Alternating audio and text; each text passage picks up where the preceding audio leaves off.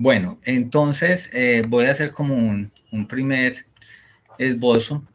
Cuando uno habla sobre el estudio administrativo y legal de un proyecto, pues hace referencia que corresponde como a ese marco jurídico, cómo va a operar dicho proyecto, ¿cierto? O cómo se va a constituir, cómo lo voy a organizar. Pero el punto de partida para este estudio hace referencia sobre todo a qué tipo de empresa quiero yo conformar, ¿cierto? Entonces, es bien importante tener en cuenta para ello todo lo que hace referencia a la legislación aplicable de lo que se quiere. Para ello voy a compartirles acá un minutico. Voy a compartirles.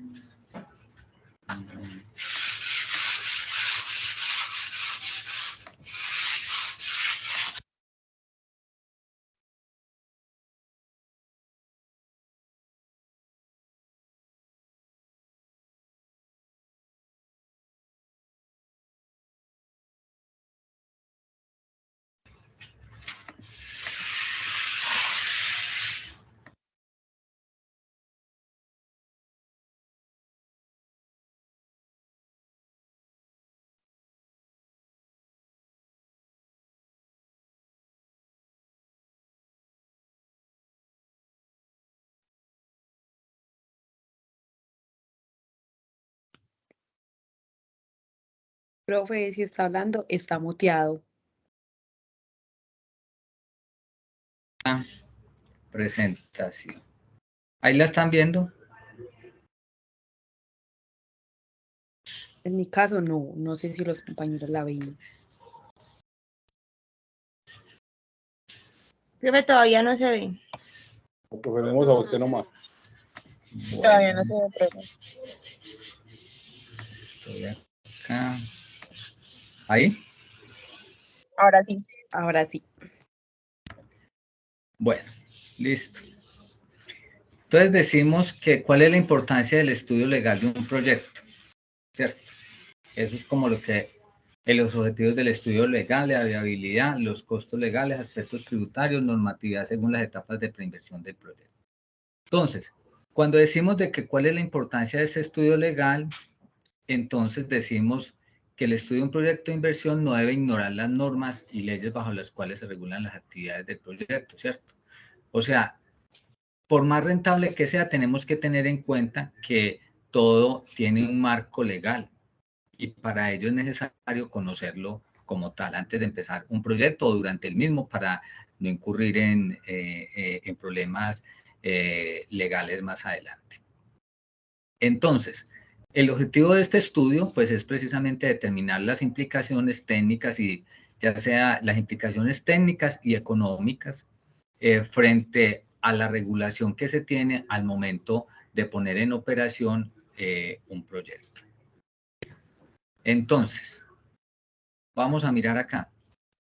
Cuando hablamos de la viabilidad legal, entonces decimos es buscar o determinar la existencia de normas o regulaciones que impidan la ejecución o operación del proyecto, ¿cierto? A través de ese estudio lo que uno trata es de mirar qué regulaciones existen para tener en cuenta al momento de generar ese tipo de cosas.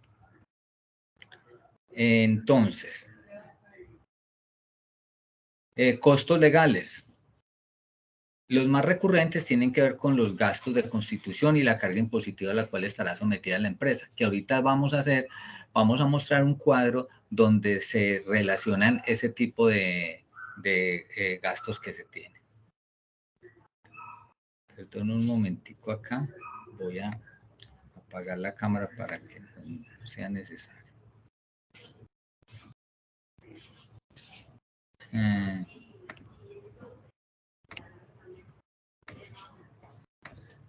¿Ahí la están viendo todavía? Sí. Sí, profe. Bueno.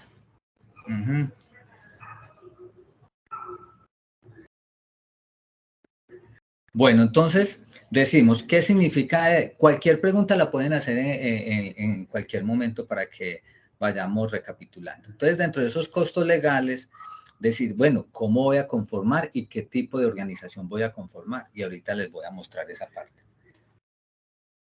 Entonces, miremos acá dentro de la constitución de la empresa, que hay muchas, ahorita les voy a especificar mucho más, tenemos lo siguiente. Hay unas que son sociedades colectivas, donde son los socios los que administran por sí.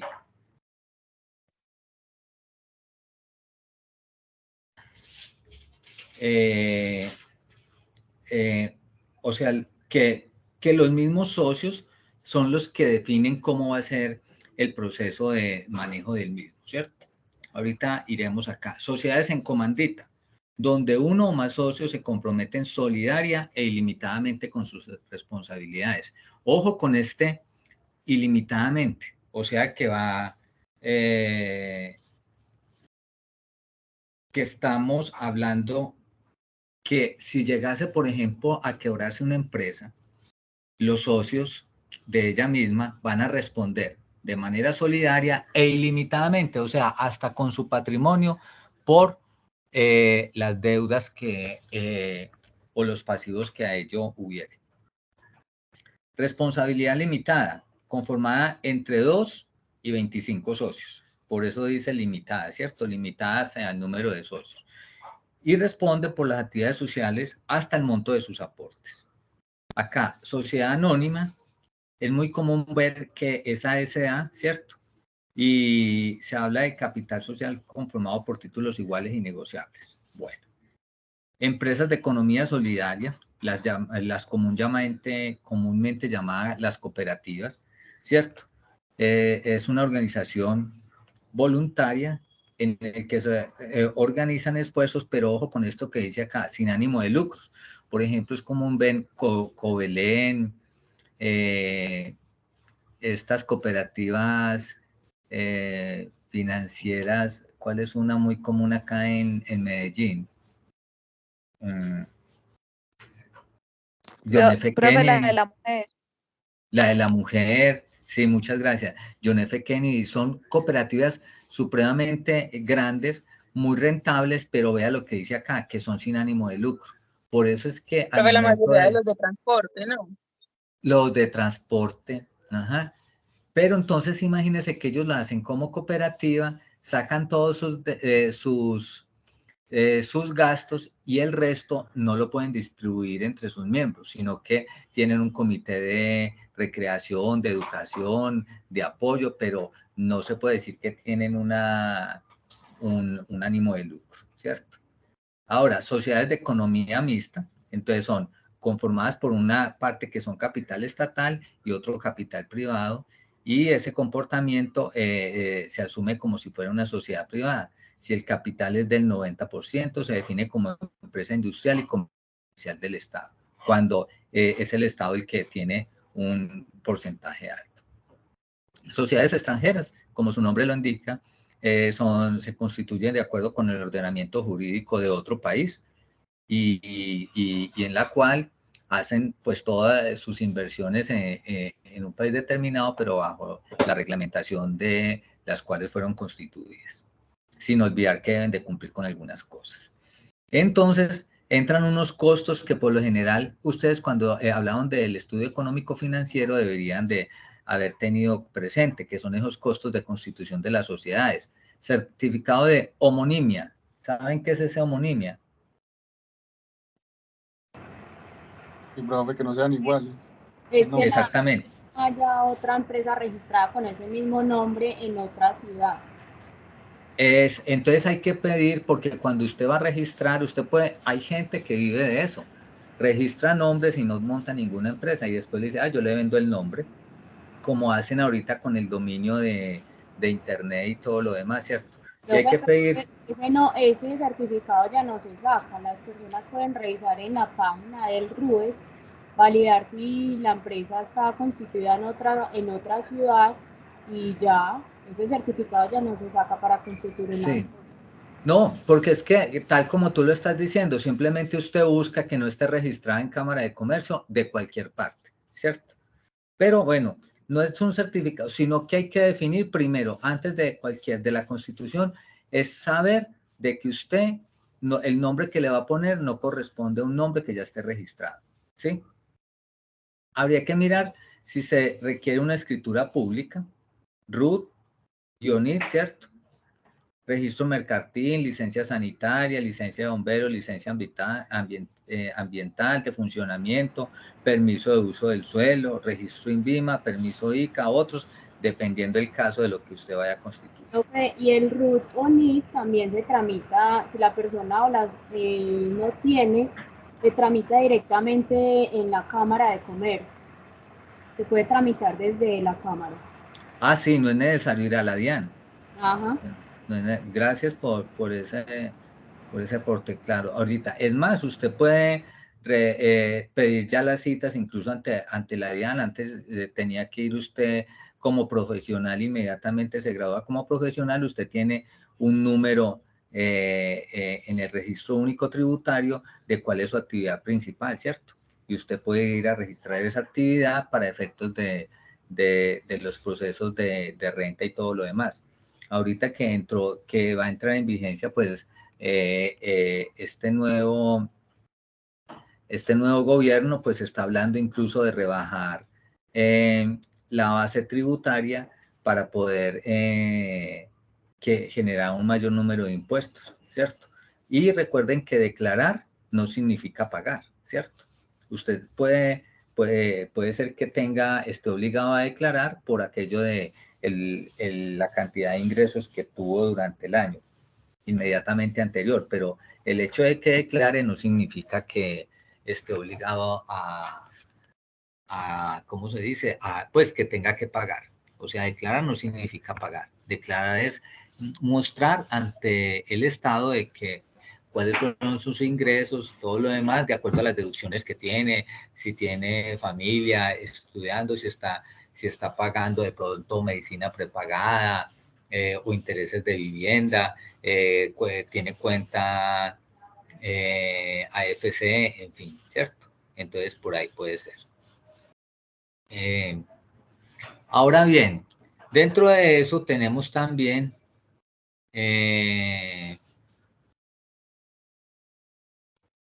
acá los aspectos tributarios, ¿cierto?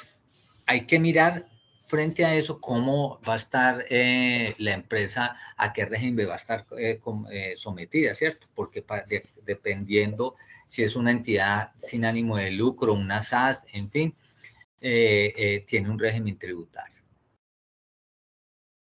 Impuestos nacionales sobre las ganancias, impuesto al valor agregado, impuestos especiales, de seguridad democrática, el 4 por mil que llegó para quedarse y dicen que no lo quieren quitar, que el 4 por mil, yo no sé si recuerdan que ese impuesto fue establecido en el gobierno de Andrés Pastrana para efectos del terremoto del eje cafetero, ¿cierto? Para la reconstrucción del eje cafetero y fue para quedarse. Ya todo está grabado como tal. Los impuestos regionales o departamentales, ¿cierto? Hay impuestos que tienen, por ejemplo, de acuerdo a regiones, a timbre, impuesto de rodamiento, entre otros. E incluso yo no sé si alguno de ustedes o conoce que cuando se hacen, por ejemplo, se realizan contratos de obra pública o con el Estado, entonces hay una serie de estampillas, que estampilla pro desarrollo, pro anciano, en fin, o sea, hay una carga gubernamental que cada departamento o cada región impone a efectos de dichas empresas. Así como también hay unas especies de alivios que, por ejemplo, alcaldías o pues consejos municipales o asambleas departamentales por medio de decretos u ordenanzas establecen alivios tributarios a las empresas que se establezcan en determinado territorio durante X tiempo. Entonces le dicen, yo le voy a dar durante 10 años, si se establecen acá, no pagan impuestos, ¿cierto? Y entonces de pronto dicen, pero 10 años, qué bueno, pero hay alcaldes que tienen una visión empresarial bien interesante porque dice, si después de 10 años que ya están establecidos, montaron su empresa allí como tal, pues va a ser muy difícil que una vez tengan que empezar a pagar impuestos, tengan que irse, pues se vayan a ir y van a desbaratar todo, ¿cierto? Entonces, dice, adicionalmente a ello, van a invertir en van a contratar mano de obra directa, y eso pues va a beneficiar la economía de la región. Entonces es jugar con ese tipo de cosas que se van estableciendo. Bueno, frente a esto también los mismos impuestos municipales, impuesto de industria y comercio, y el impuesto predial. En algunos casos dicen usted, lo vamos a exonerar del predial o de algunas tasas que tengan establecidas como tal. ¿Cierto? Y acá, entonces, hay unas etapas de preinversión en el proyecto, ¿cierto?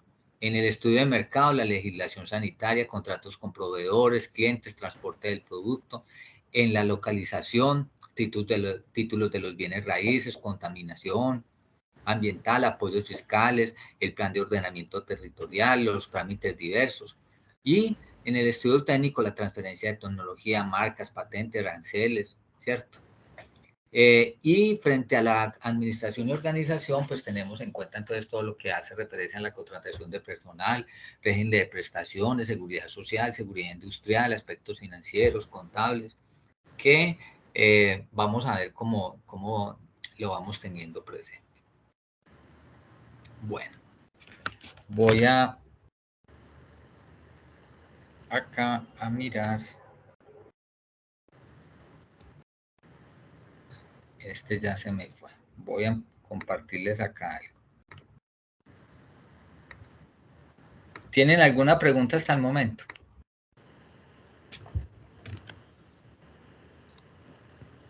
No, profe. Bueno, voy acá. Ese era un precio que tenía ahí, pero quería mirar. Entonces, al mirar la importancia de estos dos estudios, hay que mirar que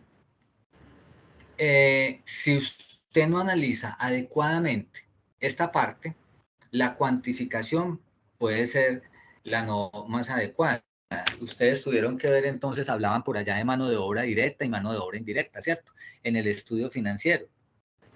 Entonces decía, bueno, ¿cuánta gente voy a contratar? El gerente, ¿cuánto gana? Prestaciones, si es a destajo, si estoy contratando personal especializado, la secretaria, tengo que pagar subsidio. O sea, esta importancia de este estudio organizacional me muestra, está muy de la mano con todo el proceso de los costos, ¿cierto? Y lo que decimos acá, que este estudio organizacional pues tiene que estar completamente sincronizado con los estudios técnicos y de mercado. Uno con el estudio técnico para mirar frente a la localización, a lo que yo voy a hacer, qué personal voy a contratar. Y el otro, pues que yo tengo que mirar qué tipo de contratación voy a hacer, ¿cierto? Yo tengo que mirar qué personal voy a tener acá como tal. Entonces es bien importante como ese tipo de cosas. Entonces, dentro de su ejecución e implementación, hay que mirar entonces la participación de unidades externas al proyecto, el tamaño de la estructura administrativa, la tecnología y el grado de complejidad, ¿cierto? Que vamos a tener ahí, ¿cierto?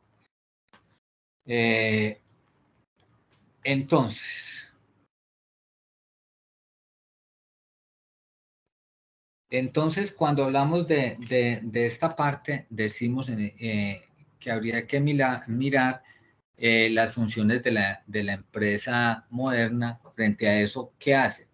La gerencia o la dirección general de la organización, ¿cierto? Conoce el proyecto, conoce el área administrativa, coordina actividades, toma decisiones, hace seguimiento permanente, compromiso con el proyecto, la capacidad de liderazgo, de delegar, discernimiento, unas cualidades humanas, en fin, ¿cierto?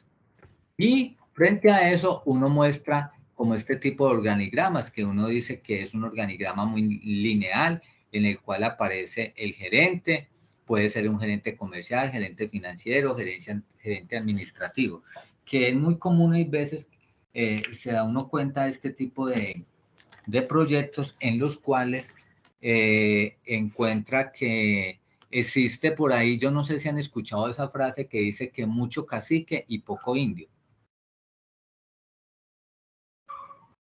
y hace referencia a que al momento de crear una estructura organizativa, entonces dicen, no, entonces vamos a crear el gerente, el subgerente, el yo no sé qué, y empezando una empresa, casi que todo lo que van a tener o el capital de trabajo se lo va a consumir este tipo de burocracia administrativa que se va a tener, ¿cierto?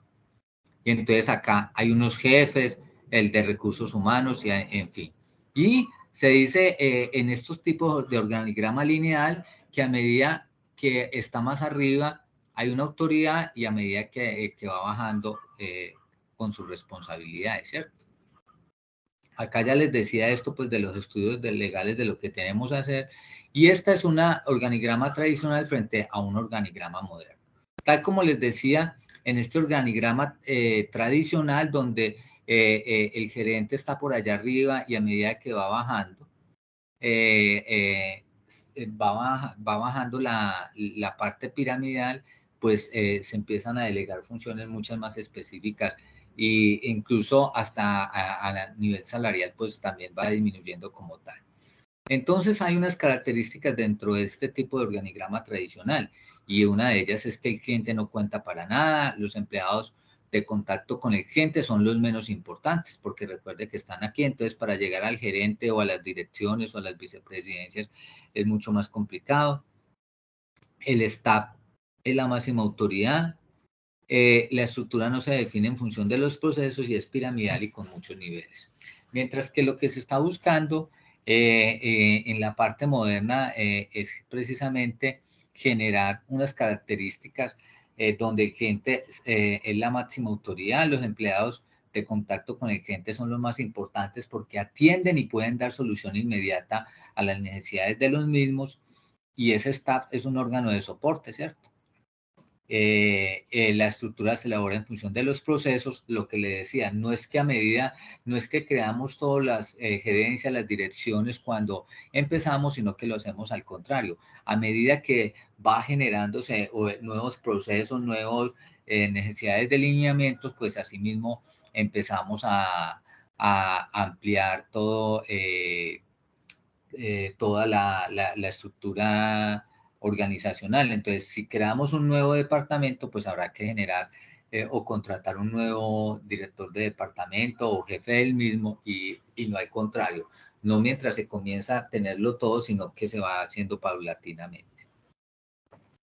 En esto era lo que les decía entonces, dentro de las sociedades que se tienen, las sociedades comerciales, entonces hay unas que se llaman reconocidas legalmente, ¿cierto?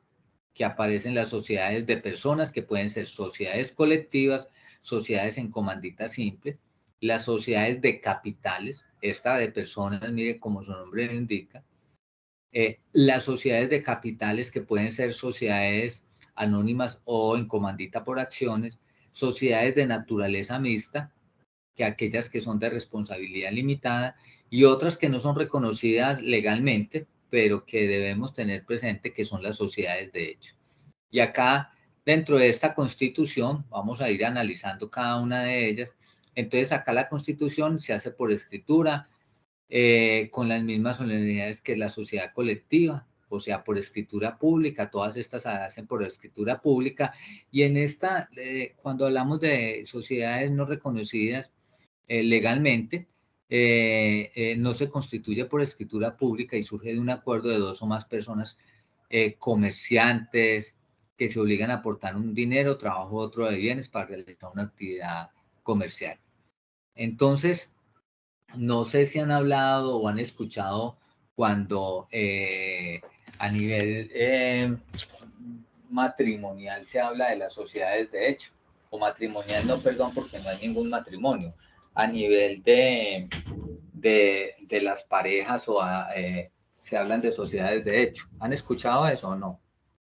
Sí, profe, es cuando dos o más personas quieren formar pues, como una, valga la redundancia, una sociedad y tienen un establecimiento como tal y va a haber un bien en común.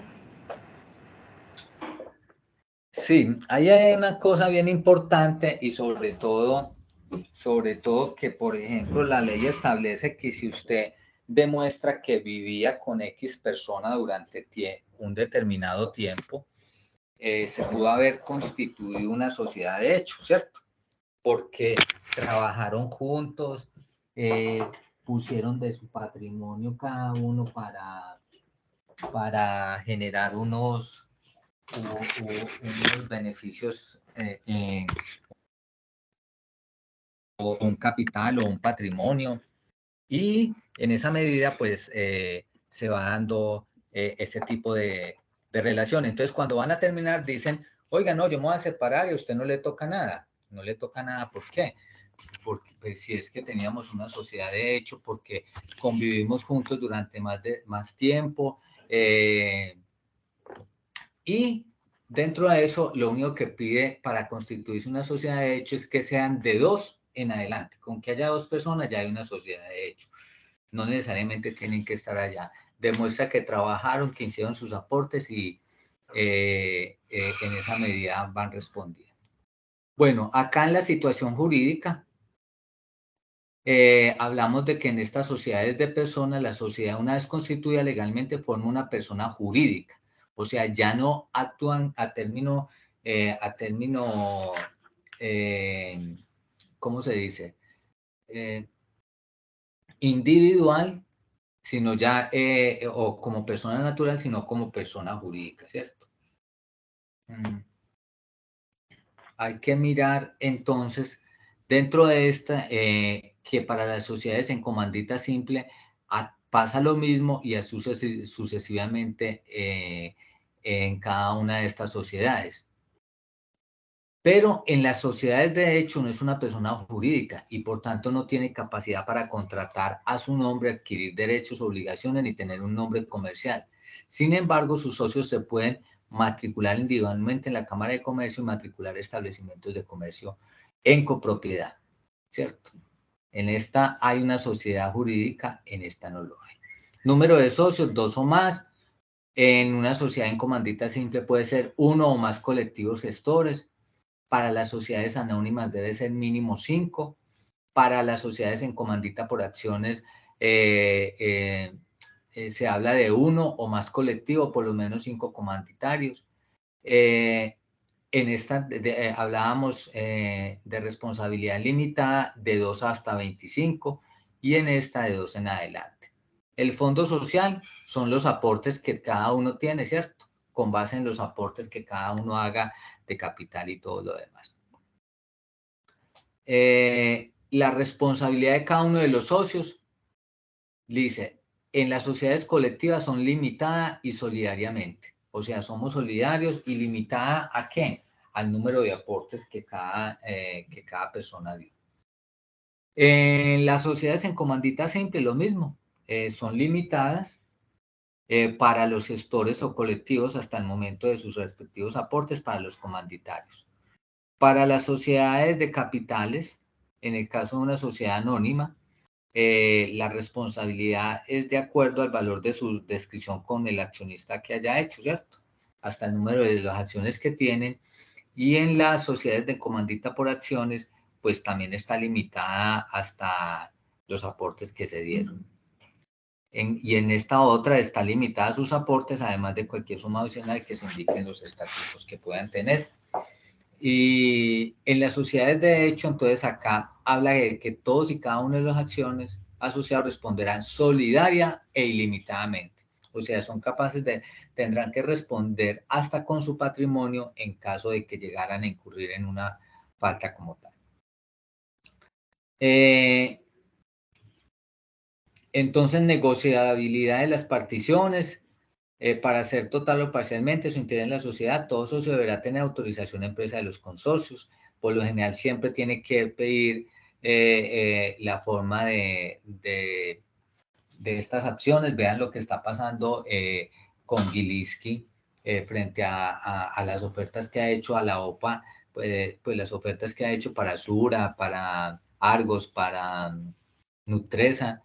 Y lo que ha hecho el sindicato antioqueño es pues repeler ese tipo de cosas porque hacen juntas y no venden. Lo que han vendido son los socios minoritarios frente a eso. En las sociedades de naturaleza mixta, como las de responsabilidad limitada, solamente puede hacerse por escritura pública, ¿cierto? Y para las sociedades de hecho, tal como se hace en la colectiva, que hace referencia a que solamente se hace parcialmente de acuerdo a su interés con la sociedad. Bueno, vamos acá, entonces, razón social.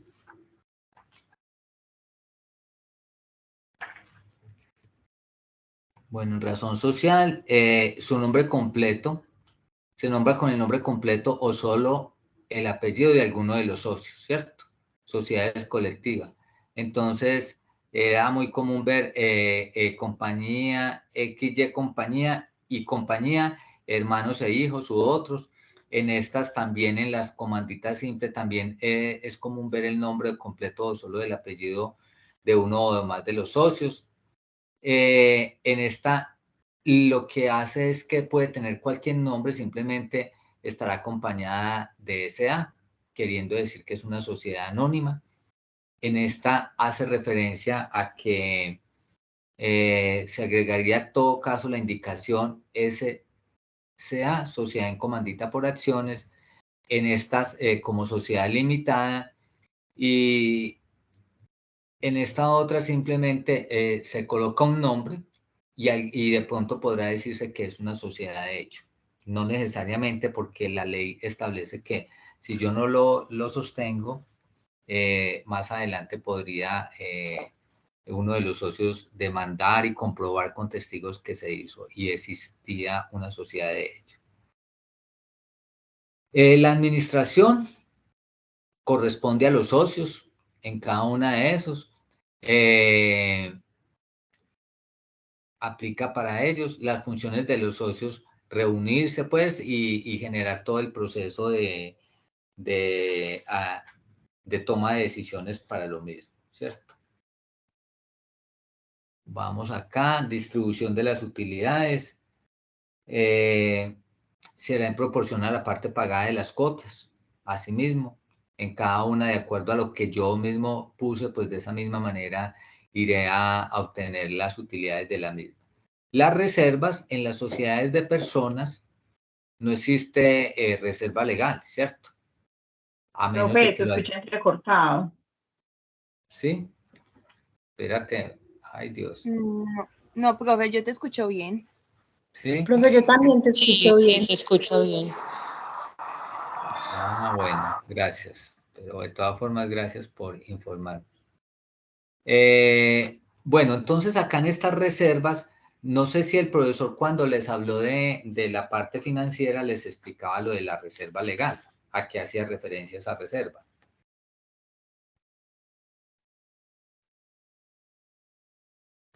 ¿Mm? No mucho, profe, pues a fondo no.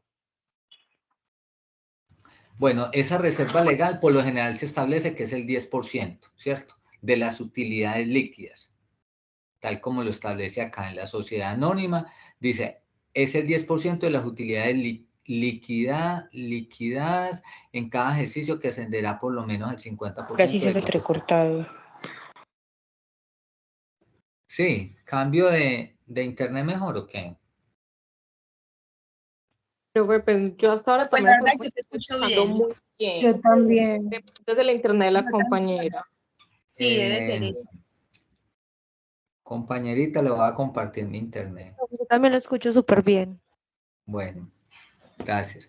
Entonces, decimos que esa reserva legal hace parte de tener como un fondo para sostener más adelante la empresa. Y por lo general se habla de un 10% de las utilidades, ¿cierto? De esta manera. Ahora, hay que mirar que este tipo de organizaciones, y de acuerdo a los estatutos, al momento de establecerlas, pues van a tener ahí una duración. Entonces, hablamos de las sociedades colectivas, pues tienen una duración por término definido de acuerdo a lo que dijeron ahí 20 años, en fin, y ellos podrán decir si amplían el plazo, ¿cierto? Una vez se reúna la asamblea de socios como tal. Y en las otras también deberá decir cuál es el tiempo definido que debe tener, todas por escritura pública. Y las únicas que establecen que tiene un término indefinido son las ilimitadas. Perdón, las ilimitadas no, las sociedades de hecho, que tienen un término ilimitado. Entonces, esa es como una naturaleza que se tiene. Ahora, causales de disolución por vencimiento del término. Si usted no hizo ningún cambio, ninguna reforma a los estatutos para ampliar el plazo o alguna cosa, lo que pasa es que puede llegar el momento en el que simplemente le digan que por vencimiento de término ya se cerró la empresa. Si usted dice que creó una empresa para durante 20 años usufructuar X bien, y se vencieron los 20 años, pues ya no hay naturaleza de que siga la empresa, ¿cierto? Bueno. La empresa se Sí. puede reactivar. ¿La empresa qué? Se puede reactivar después de que se termina el tiempo de vigencia, se puede reactivar. Claro que se puede reactivar, pero le estoy diciendo que un causal de disolución simplemente es por vencimiento de término, ¿cierto? El causal de disolución. Para usted decir, no, pues si ya se disolvió, pues cerremos la empresa.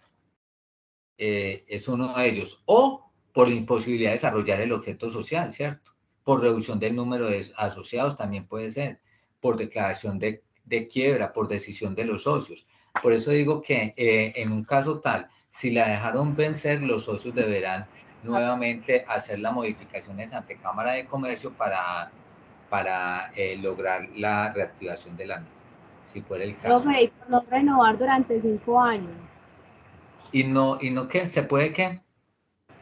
También es causal de disolución por no renovar durante 5 años consecutivos. Ah, sí, ante Cámara de Comercio. Si usted no paga Cámara de Comercio o el registro mercantil, esa es otra causa. Profe, qué pena, una pregunta. Sí. Digamos que en este momento hay una empresa que se encuentra con un nombre, pero tienen cancelado el RUT. No se sabe pues si es porque hayan cerrado o no se sabe pues la razón, pero cuando la buscas sale como cancelado. ¿Qué pasa si uno llega a crear una empresa con ese mismo nombre mientras que ellos mientras que está cancelado? ¿Qué podría pasar en ese caso? Digamos, la empresa puede llegar, no sé, y uno tener un pleito legal con ellos por tener el mismo nombre, sabiendo que yo la creé después cuando ellos estaban inactivos. Lo que pasa es que recuerde que el nombre, la homonimia, hay que mirar si primero Cámara de Comercio le permite crear algo así, porque si no usted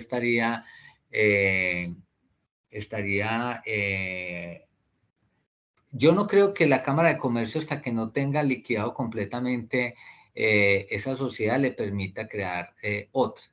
Y recuerde que hay veces los nombres son propiedad registrada, ¿cierto? Y usted no podría hacer uso de ese nombre si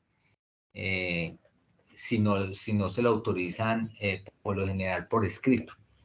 Hay una parte que se llama en los derechos patrimoniales que la gente, morales y patrimoniales. Hay veces que por ejemplo, el solo hecho que alguien lo haya creado y lo haya registrado, como les dije, con los nombres, tendría que tener la autorización expresa que le permita que usted pueda utilizar ese nombre mientras está ahí. Ahora bien, con respecto a lo de la DIAN, me parece muy complicado y hay que tener presente cómo se hace ese tipo de cosas. Por lo siguiente, porque la DIAN ellos cobran sanciones por extemporaneidad. Hay veces que usted no declara renta, pero no la presentó. Recuerde que declarar no significa pagar, lo que les decía ahorita, ¿cierto?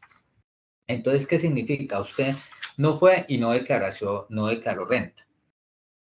Y tenía que declarar en cero, pero tiene que ir en las fechas establecidas allá. La DIAN, por el solo hecho de que usted no haya presentado la declaración de renta, sabiendo que no tenía que pagar, ya tiene que pagar una multa, ¿cierto? Por extemporaneidad. Y hay veces la multa es más caro de lo que usted tenía que pagar. Para reactivar, por ejemplo, ese tipo de empresas que tienen el RUT vencido o no sé cuál causal pueda tener ahí, con la DIAN es muy complicado porque todo es plata. ¿Sí me hago entender? Todo es plata. Entonces hay veces a usted le sale mejor.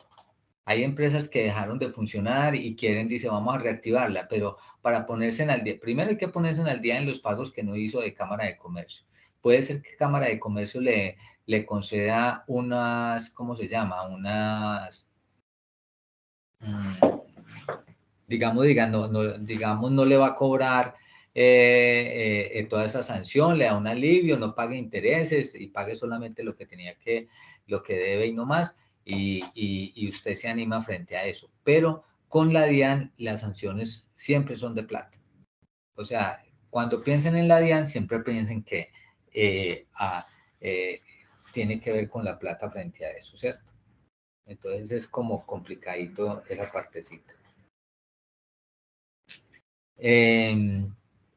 Bueno, acá están dentro de las causales de disolución, ¿cierto? Por declaración de quiebra, por incivilidad. Y acá, en estas de hecho, dice, por imposibilidad de desarrollar el objeto social, por reducción del número de socios a 1. Si hay 1, pues ahí no hay ninguna sociedad. O por decisión de los socios o por decisión de la autoridad competente, que puede acabarlos ahí eso. Ahora, dice pasos para seguir dentro de la constitución y formalización de la empresa, ¿cierto? Entonces, por ejemplo, dentro de las empresas comerciales, decimos que entonces reunir los socios para constituir la empresa, como empresa jurídica, verificar en Cámara de Comercio, bueno, acá dice de Bogotá que no exista un nombre o razón social, lo decíamos de homonimia, elaborar minuta de constitución. Por lo general, si usted va a la Cámara de Comercio, es muy fácil que ellos le muestren de una vez que le digan que tienen incluso hasta un modelo de ¿cómo se llama? Un modelo de escritura pública, de estatutos que se pueda tener. Listo. Lo otro es obtener la escritura pública, ¿cierto? Que se hace ante una notaría. Matricular la sociedad en el registro mercantil de Cámara de Comercio. Registrar los libros de contabilidad de Cámara de Comercio, obtener el certificado de existencia y representación legal y renovar anualmente antes del 31 de marzo de cada año, que ese es uno de los requisitos que siempre se debe tener para ello. Ahora, en cuanto a la seguridad laboral, entonces hay que mirar cómo se hace en esta parte, obtener el número patronal ante el instituto. Bueno, acá está el ICS, que ya no está, pero si no, es obtener ese número y la necesidad de inscribir a los trabajadores en seguridad social, EPS, fondo de pensiones, fondo de cesantía, arreglos profesionales, incluir a la empresa en ICBF, SENA y cajas de compensación, dependiendo del número de trabajadores que tengan. Bueno, ahora bien, con el funcionamiento, obtener el registro de industria y comercio en la tesorería, ya sea distrital o municipal, solicitar la licencia de funcionamiento en la alcaldía correspondiente, ¿cierto? Eso se hace ahí más o menos, aparecen unos requisitos, funcionamiento, registro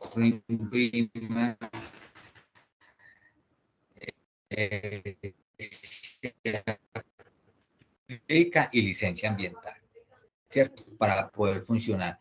Y con respecto, entonces así, solicita formulario de registro único tributario, solicita el número de identificación tributaria NIT, ¿cierto?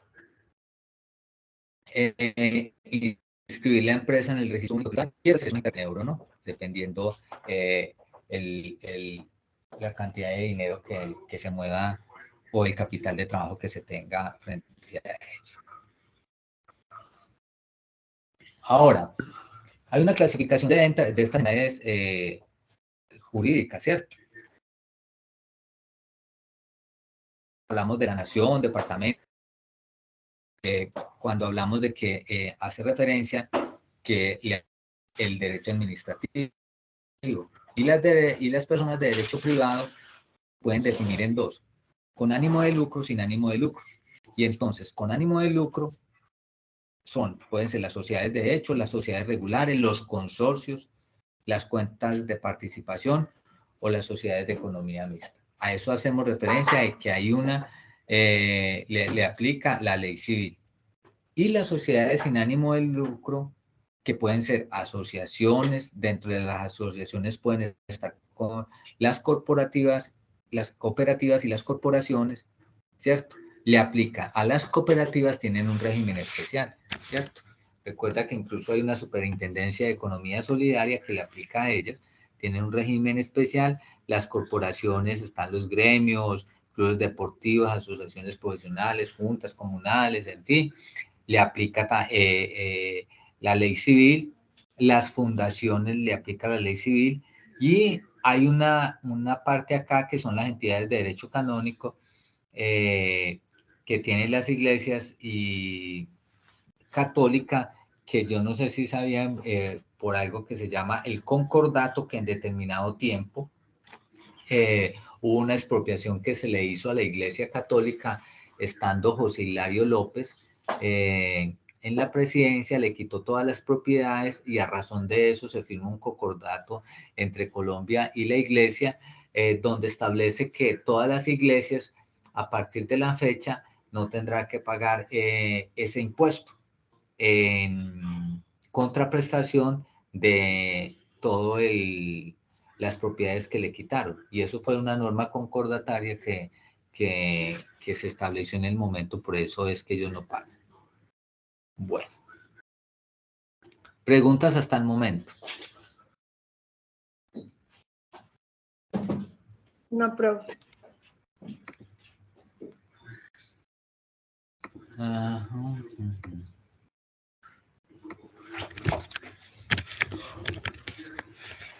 No hay preguntas.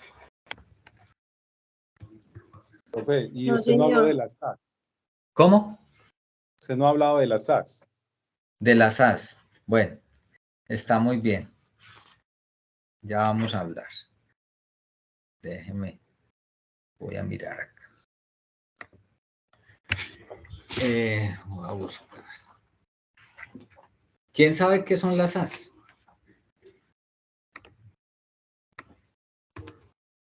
Profe, es una sociedad por acciones simplificadas. Se constituye por una o varias personas. Natural o jurídica también puede ser. Y ese registro se hace en la Cámara de Comercio de la ciudad.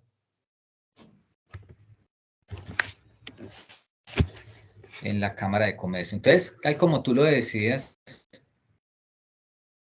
espera un momento.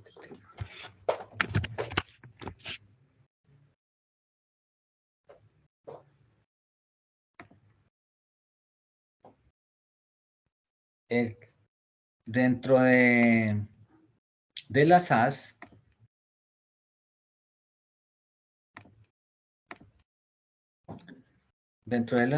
es muy nueva esa parte, ¿cierto? Eso como que apenas apareció por allá en el 2008.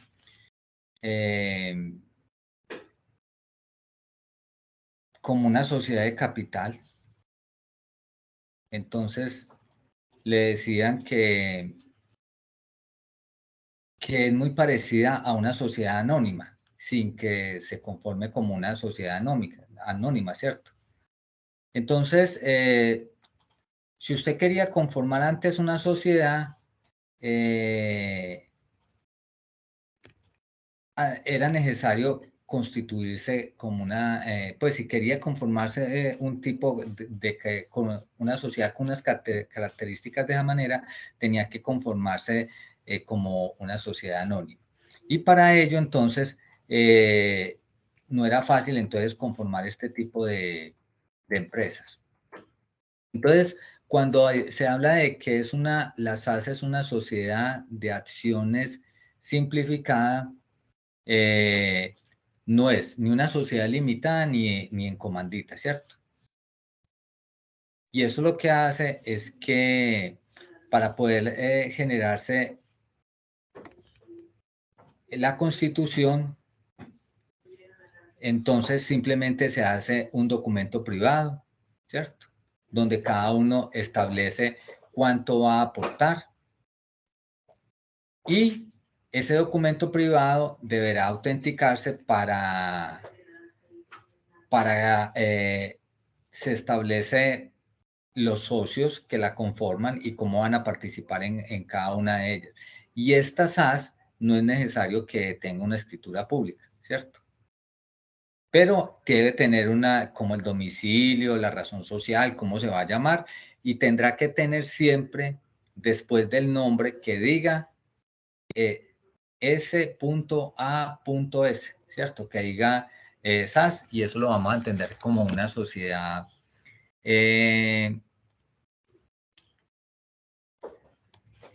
por acciones simplificadas. Ahora bien, ¿cuántos números de socio puede tener la SAS? Profe, los que quiera, y también puede tener un solo socio. De Único- uno hasta el que quiera. ¿Y por qué entonces estableció el Estado ese tipo de cosas? Mejor dicho, ¿cuáles creen ustedes o qué saben ustedes que serían los beneficios que tienen estas SAS?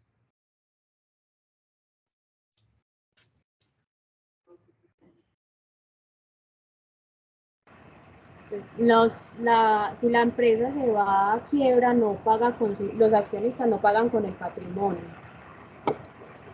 Claro, porque recuerde que en las sociedades, de hecho, cuando yo me conformaba y me ubicaba con otros, si yo quebraba, no solamente pagaba lo que debía, sino también, pues, con lo que tenía la empresa, sino con todo lo mío. La SAS es una forma de generar un respaldo para los mismos socios que la conforman, pero también tributariamente tiene unos beneficios, ¿cierto?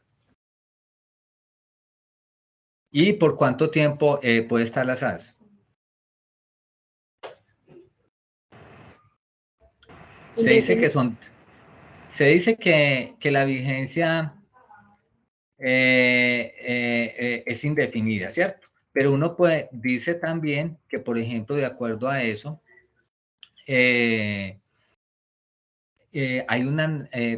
como un aspecto bien importante, y es con respecto a que no se podrá negociar las acciones emitidas por esa sociedad, que no, siempre que la vigencia de la restricción no sea del término de 10 años, ¿cierto? O sea que si usted saca acciones, solo podrá ser prorrogado por periodos de 10 años entre los socios como tal. En la SAS no tiene la necesidad de la reserva legal. Dentro de su estructura no es necesario que se aplique, pues no le establece que debe acogerse a las normas del Código de Comercio. Pues, y puede establecer libremente cómo se va a organizar.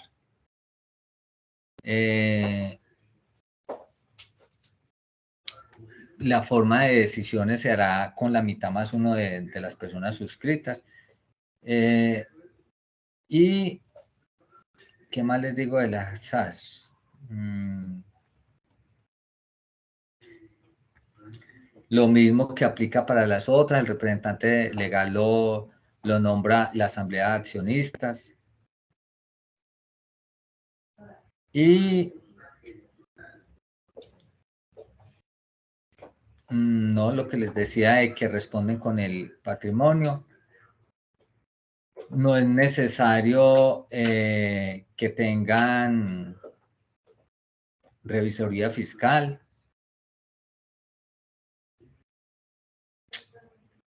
No sé. Y todo ¿Qué más profe, si va a tener representante legal suplente, todo eso se debe dejar por escrito en los estatutos. Así es. Lo que pasa es que en las SAS lo que se hace es como un escrito de cómo se constituye domicilio, cómo se va a llamar, en fin, establecer que las funciones del uno, del otro, para poder tener presente este tipo de cosas y lo tienen que definir ahí. Y como le digo, no se constituye en escritura pública, pero esos estatutos o esa forma de organización lo que tenemos que hacer es autenticarlo para que quede garantía de lo que se va a hacer frente a eso.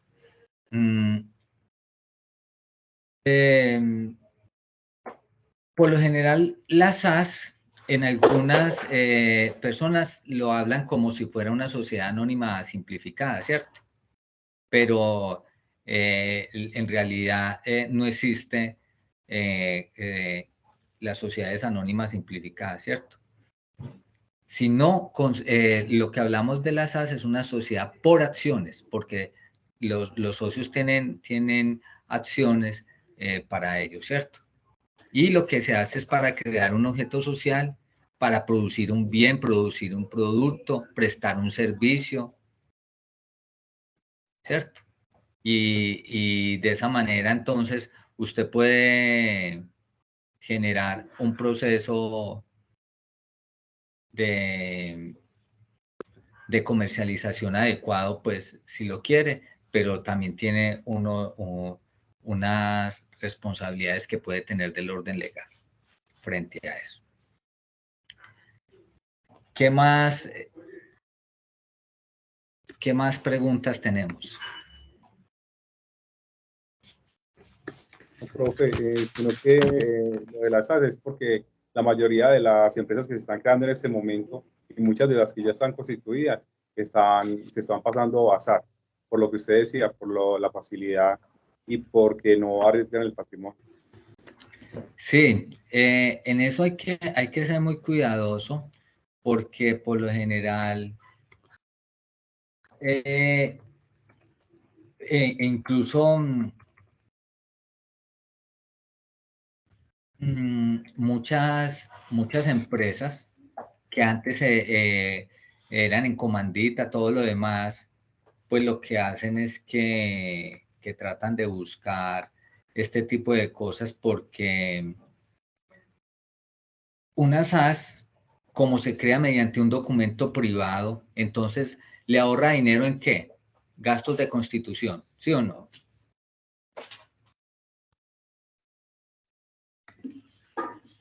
¿O no? ¿O qué creen ustedes?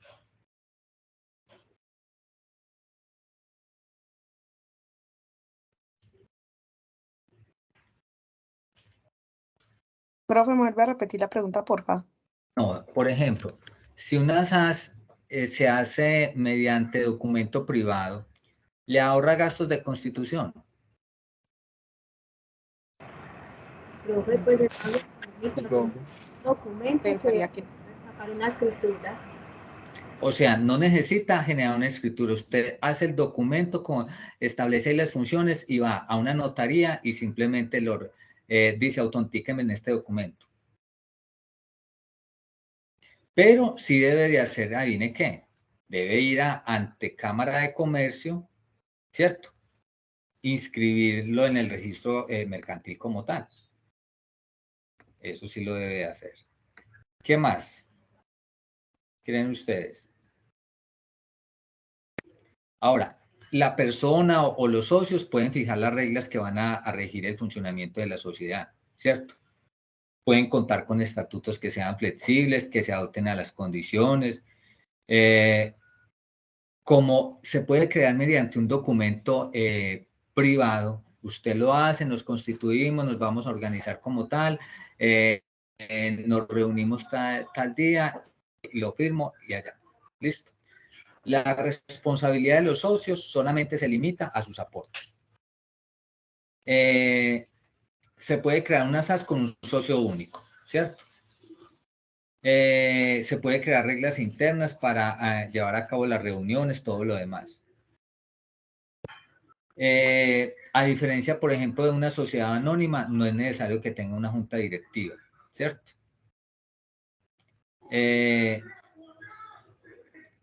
puede ser por acciones ordinarias, por acciones con dividendo.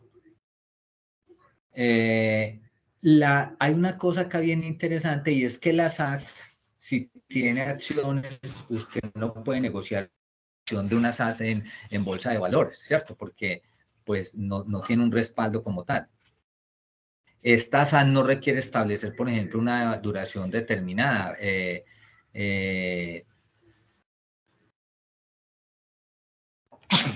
Perdón. Y la empresa, por lo tanto, como no tiene un tiempo establecido, pues yo la puedo cerrar en cualquier momento. Igual la otra tendré que hacer lo otro, pero no puede decir que la voy a hacer, que diga durante 10 años o 20 años y que por vencimiento de término. No, yo la acabo cuando quiera. Y por ende, eso reduce unos costos, ya que no tiene que hacer reformas estatutarias cada vez que termine el tiempo de duración o algo, ¿cierto? Cada vez que usted, por ejemplo, hace una modificación a los estatutos de una sociedad legalmente constituida, usted tiene que llevar eso y registrarlo a Cámara de Comercio y pagar por ello. En una SAS, no, usted se reunió, hizo una constitución, ve que le quiere hacer algunos ajustes al respecto, va, lo registra, simplemente lo hace como un acuerdo y ya. Eso es. El objeto puede ser indeterminado, ¿cierto? El pago de capital en algunos casos, al momento de que usted aporta el capital, dice que hacer a más tiempo en una SAS puede diferirse hasta por 2 años, ¿cierto? O sea que si usted quiere hacer una SAS y dice que deberá recoger el dinero para reglamentar dicho proceso, lo que hace es que esto le da a los socios recursos para que pueda, o le da un tiempo para que pueda obtener el capital para hacer el pago de las acciones. No existe revisor fiscal, lo que les decía, ¿cierto?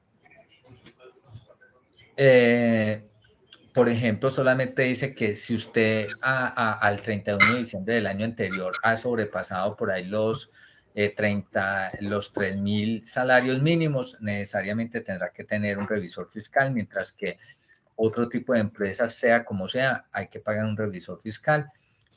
Un revisor fiscal puede estar entre 600 y un salario mínimo, pues dependiendo la empresa, para que solamente revise los estados financieros y todo lo demás.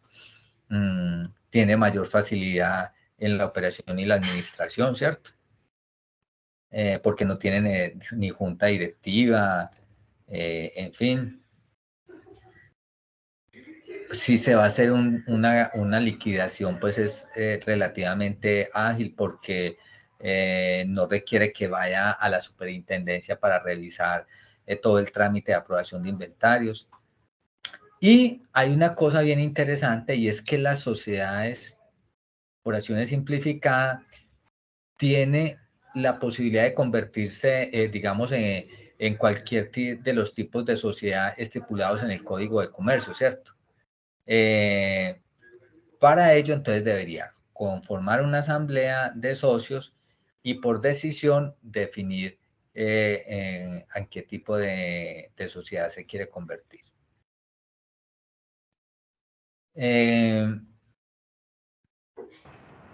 A ver, sí. Las ventajas que tiene la SAS también es si una persona es único accionista y es menor de 36 años, tiene que pagar la matrícula de la persona jurídica. Si una persona tiene su accionista, ¿qué? Si una persona es único accionista y tiene es menor de 36 años, no necesita pagar la matrícula de la persona jurídica. Completamente de acuerdo. Hay unos beneficios porque precisamente la ley que estableció la constitución de la SAT estaba buscando promover este tipo de organizaciones para fomentar el empleo o legalizar los empleos informales que se tenían o empresas familiares y todo lo demás, ¿cierto? Pero así como hablamos de unas ventajas, también hay unas desventajas, ¿cierto? Primero lo de la bolsa de valores, que es bien tremendo, porque si usted lo que lo que emita, a usted le está yendo muy bien, quiere vender esas acciones, no pueden negociarse en bolsa, ¿cierto? Porque no tienen una garantía de transparencia que sean manejados estos valores. Por su misma flexibilidad en esa constitución y forma de administración, por ejemplo, como se hace mediante un documento privado, pues puede prestarse para que más adelante se pueda cometer, hacer cosas inescrupulosas o fraudulentas que alteren lo que se pretendía inicialmente, ¿cierto? Porque lo pueden cambiar muy fácil. O sea que es muy común, si no se tiene la absoluta confianza de sus socios, pues se puede ver muy fácilmente desprotegida. Y cuando la transformación que les decía, que una se podrá modificar a una sociedad de las que hablábamos ahí, ¿cierto? Cuando la sociedad cambia de su tipo social y adopta un tipo diferente, entonces esa sociedad se disuelve sin liquidarse y traspasa todos sus activos y pasivos para ser absorbidas por unas u otras, ¿cierto? Entonces, al hacer eso, debe de tener presente voto unánime de que todos quieran pasar a la otra. O sea, no con la mitad más uno, como decíamos en las otras, que se podía definir en una asamblea, no, en una SAS para poder que se pueda trasladar todo, pueda hacerse la modificación, todos los socios deberán votar unánimemente para eso.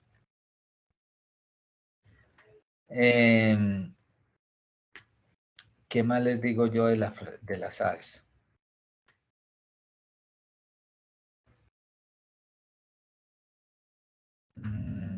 No sé. ¿Qué preguntas tienen al respecto? Profe, sí está bien. Creo que mientras uno va empezando, comenzando en este tipo de sociedades, una SAS es muy buena opción. Hay gente que se mete en corporativas, fundaciones, en fin, y lo hace con un objetivo de poder obtener recursos tributarios, ¿cierto? Y de pronto, o donaciones que se puedan dar y todo lo demás. Pero resulta de que este tipo de sociedades son sin ánimo de lucro, ¿cierto? Y por ser sin ánimo de lucro, pues están llevados a que no podrán tener esa posibilidad de que, digamos, las utilidades que puedan tener dicha sociedad se puedan distribuir, ¿cierto? Porque no aplica como tal. Hay que tener en cuenta algo, y es que el conocimiento de este marco legal en un proyecto es fundamental para ese éxito que se tenga, ¿cierto? Porque es necesario estudiar cuáles normas, cómo se regulan esas distintas acciones, tanto en los periodos de gestación, implementación y operación, ¿cierto? O sea que ningún proyecto debe llevarse a cabo si no se ajusta a las leyes o decretos o reglamento como tal. Entonces hay que mirar ese tipo de cosas. Ahora, el conocimiento de esta legislación es aplicable a la actividad económica y muy seguramente si sabemos cómo funciona cada una de estas organizaciones, pues vamos a evitar como trabas administrativas y que va a facilitar el desarrollo de ese proyecto en las condiciones que pueda tener fluidez y eso, ¿cierto? Ahora, dentro de ese orden jurídico, tributario, laboral, comercial, civil, van a llevar a que condicionen dichas acciones, ¿cierto? Frente a la parte ambiental, legal con respecto a los gravámenes a los gravámenes fiscales que se puedan generar con ello. Entonces, pueden conducir o restringir la actividad empresarial que se proyecta. Entonces hay que ser muy cuidadosos en conocer qué tipo de empresa se va a tener frente a eso. Y se deberá estudiar con detenimiento las normas que cobijan sus proyectos en materia tributaria, laboral, administrativa, contable, financiera, productiva, en fin, ¿cierto? Como que tengamos en presente eso. ¿Qué les digo yo?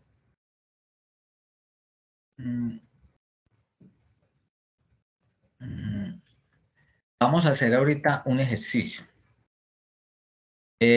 ¿Ustedes ya saben qué tipo de empresa van a tener o no? ¿Todos van por una SAS o no lo han pensado para el trabajo que desean desarrollar? Y nosotros, yo creo que por una SAS. Entonces vamos a hacer una cosa. Vamos a tomarnos estos 40 minutos y nos vamos a ver a las 8 y ustedes van a hacer un bosquejo con su equipo de trabajo de qué tipo de empresa y quiénes conformarían o cómo sería, primero el tipo de empresa y cómo conformarían organizacionalmente la empresa. ¿Estaría formada por quién? ¿Qué personal requiere?